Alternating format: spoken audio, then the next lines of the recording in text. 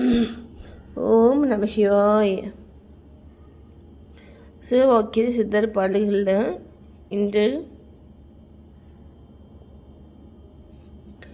ஆதியானது ஒன்றுமே அநேக ரூபமாய் ஜாதி பேதமாய் இருந்து சர்வ ஜீவன் ஆனபின் ஆதியோடு இருந்து மீண்டெழுந்து ஜென்மம் ஆனபின் ஜோதியான ஞானியாகி சுத்தமாய் இருப்பேனே. இதில் பாருங்க என்ன சொல்கிறாங்கன்னா, ஆதியானது ஒன்றுமே அநேக ரூபமாய். ஆதியானது என்னது? ஒன்று தான். அந்த ஒன்று தான் வந்து பார்த்திங்கன்னா அநேக ரூபமாய். அது ஆன்மா இருக்கு இல்லையா? ஆன்மா வந்துட்டு ஒரு இடத்துல இருக்கு அப்படின்னு நம்ம வந்துட்டு என்ன சொல்லுவோம் அது உயிரோடு இருக்குது அப்படி சொல்லுவோம் இல்லையா? அது மாதிரி பார்த்தீங்கன்னா ஆதியானது ஒன்றுமே அநேக ரூபமாய் ஜாதி பேதமாய் எழுந்து சர்வ ஜீவன் ஆனபின். புரியுதுங்களா?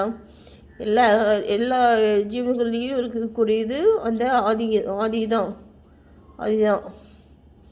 அப்போது அந்த ஆதியோடு இருந்து மீண்டெழுந்து ஜென்மம் ஆனபின் ஜோதியான ஞானியாகி சுத்தமாக இருப்பேனே.